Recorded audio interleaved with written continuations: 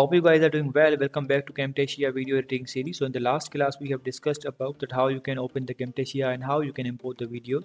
So in this class we are going to next option. So as you can see in the last class we were here. So I'm gonna delete this file and I'm gonna also delete this file.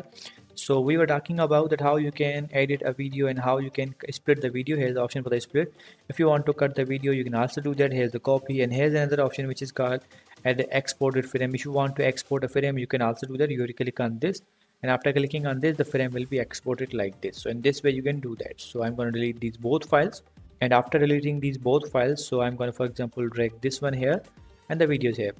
If you click on the video, you will see the properties of the video. Now if you want to increase the video size, you can also do that, and here you will opacity. If you want to decrease and increase the opacity, you can also do that. Here's the scale of the video.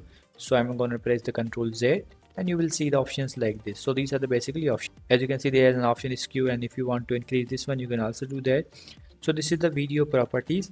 So in this way you can insert the video, and after that, as you can see, here's the option for the zoom in, zoom out. For example, I am going to drag this video here, and now if you want to zoom in, you can also do that. You have to click on this option, and the video and the timeline will be automatically zoom in, zoom out. And here's the option for the pause.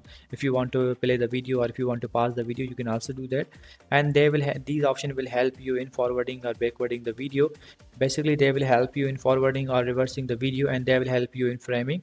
If you want to go to the next frame, then you have to click on this, and if you want to go to the previous frame, you can click on this. So in this way you can do that, and here you will see the duration of the video.